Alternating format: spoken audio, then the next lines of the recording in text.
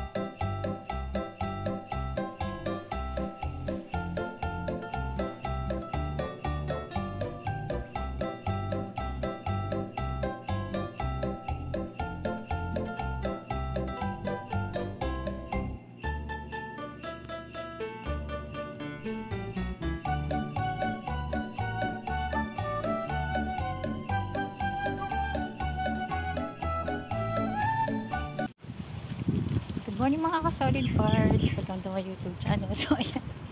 Tayo naglalakad kasi today it's my day off. Ayan. Every day off ko ganito lagi ang senaryo. Ayan.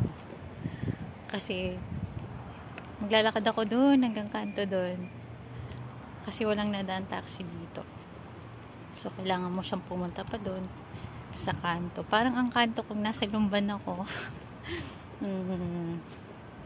Mula sa bahay namin hanggang Ilaya lang, hanggang dun lang, wala talagang pumapasok na taxi dito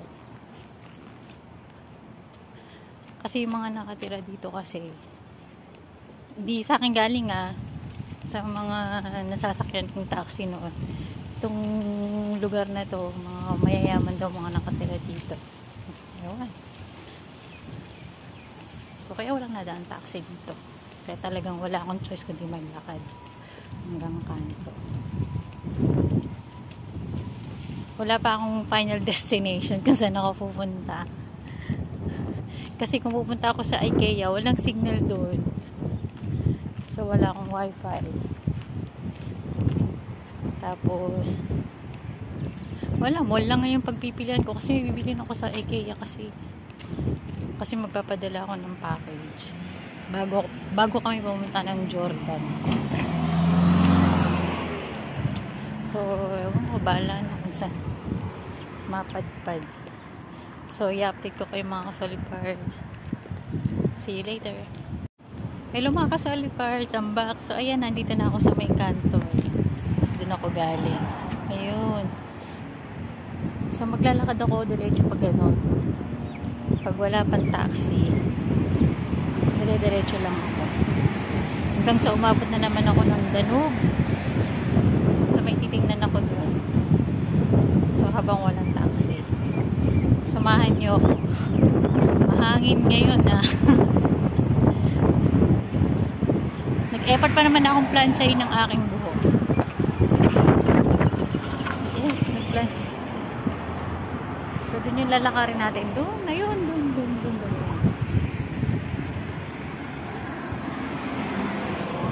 Minute siya.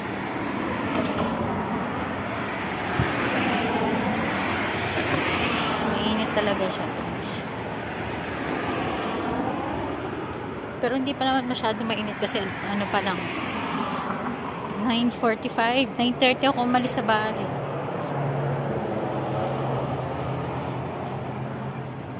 So, ayan.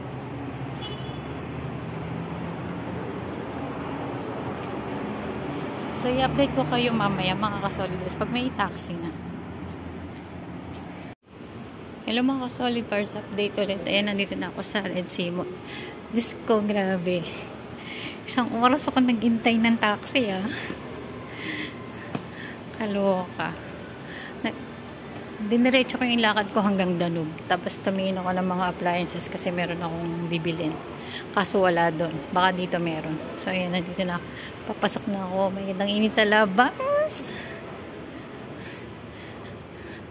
So, sarado pa naman yung mga store. Wala pa masyadong bukas.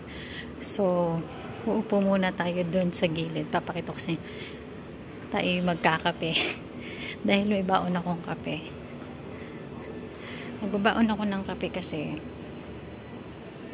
sarado ang Starbucks. And cinnamon, sarado pa din. Wala pa kasing bukas kasi alas 11 pa lang. Ang bukas ng lahat ng store dito after sala. Mga 1:30 ganun. So, ayun, sarado pala. Yung ground floor. And third floor. Naglilinis pa yung mga staff. So, may upuan doon. So, magkakape muna tayo. Natuto kasi ako magbaon ng kape. Ayan, sarado pa oh. Sa yun yung upuan. Ayun, doon ako laging umuupo. Pag dito ako pumupunta. Kasi talagang wala pang mabibilan kasi kahit kape. Kapihan, sarado pa. Kaya natuto ako magbaon ng kape. So, ayan, dito tayo magkakape tayo. Upo tayo dito. So, yun yung mga kasalbers. Magkakape lang muna ako. Ayan. Wala pa mga tao. So, ayan, magkakape lang muna ako.